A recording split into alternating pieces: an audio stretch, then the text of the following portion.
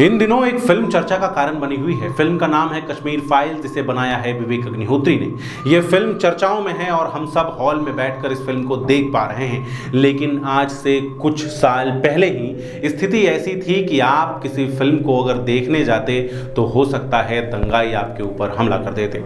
यही मध्य प्रदेश था और यही भोपाल, जहां एक फिल्म की स्क्रीनिंग से पहले 500 लोगों की भीड़ ने दंगे किए थे। एक पुलिस वाले के हाथ काट दिए गए थे, बस इसीलिए क्योंकि एक फिल्म को रोकना था। आज कश्मीर फाइल्स चर्चाओं में है क्योंकि पहली बार किसी ने कश्मीरी हिंदुओं का दर्द दिखाने की कोशिश की है।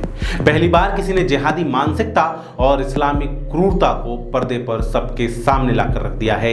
लेकिन इस फिल्म को बनाने में जितना महत्वपूर्ण योगदान फिल्म के निर्माताओं का है, विवेक अग्निहोत्री का है, उतना ही महत्वपूर्ण भूमिका सरकार उनकी भी है, उतनी ही महत्वपूर्ण भूमिका समाज की भी है और उतनी ही महत्वपूर्ण भूमिका उस कानून व्यवस्था की भी है कि आज कोई इस तरह की घटना करने की सोच भी नहीं सकता, हिमाकत भी नहीं कर सकता।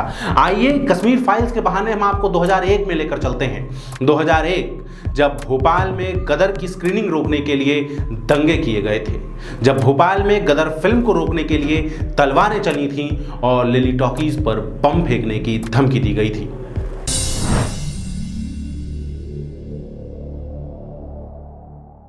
बात 2001 की है। जून के महीने में एक फिल्म रिलीज हुई। फिल्म का नाम था गदर। सनी देओल और अमीषा पटेल।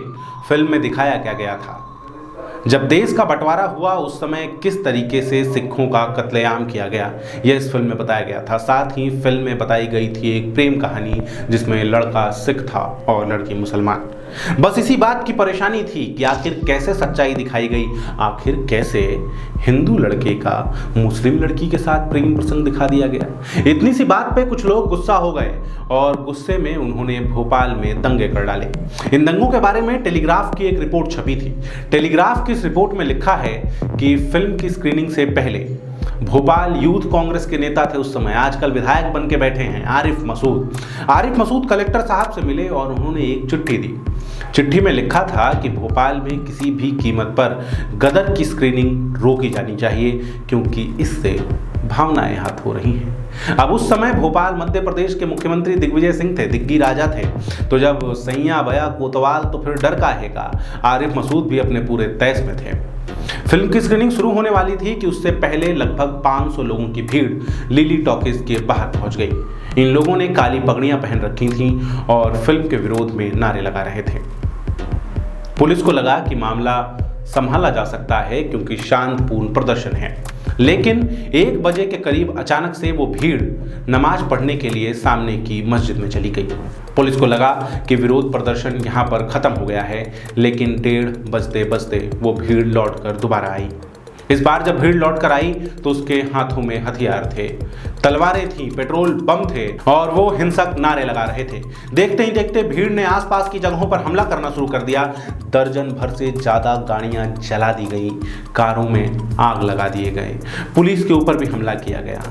प्रदर्शनकारियों को रोकने की कोशिश कर रहे एक पुलिस वाले के ऊपर तलवार चलाई गई, उसका हाथ काटने की कोशिश की गई। उसके बाद भी इस भीड़ के ऊपर कार्रवाई पुलिस नहीं कर पाई। पुलिस को खदेड़ कर वहां से भगा दिया गया। ये प्रदर्शनकारी लगभग 2 घंटे तक लिली टॉकीज के बाहर उधम मचाते रहे और फिल्म की स्क्रीनिंग रोक दी गई।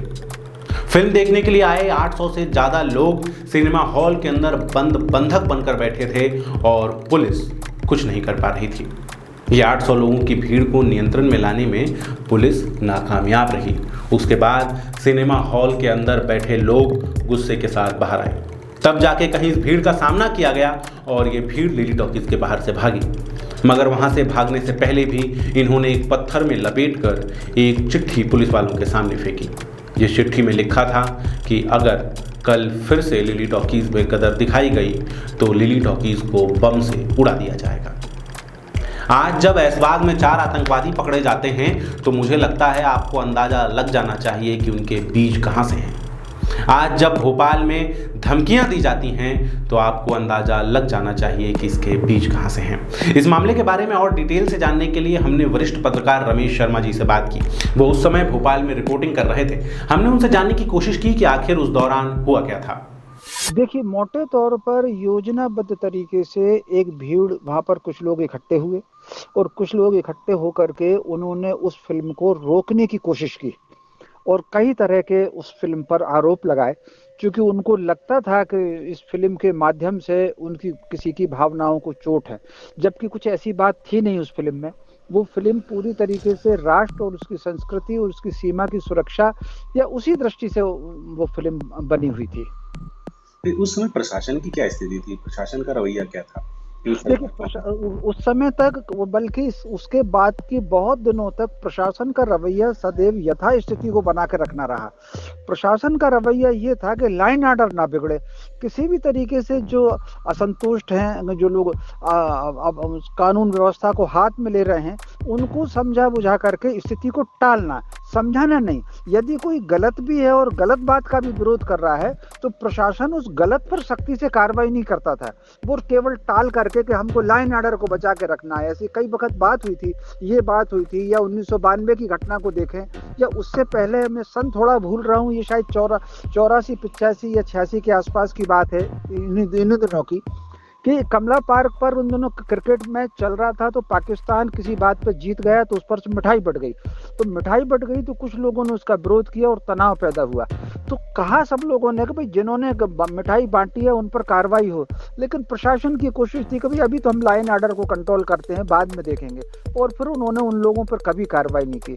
तो प्रशासन का रवैया काफी वर्षों तक, अभी कुछ वर्ष पहले तक भी यही रहा कि यथास्थिति बनी रहे, कानून व्यवस्था ना बिगड़े, भले ही अपराधी जो हैं चुपचाप अंडरग्राउंड होकर के अपना काम करते रहे और अपना काम बढ़ाते रहे। आज जो अभिव्यक्ति की स्वतंत्रता की बातें कर रहे हैं, वो अभिव्यक्ति की स्वतंत्रता के कितने बड़े दुश्मन हैं, वो आप इस घटना से समझिए।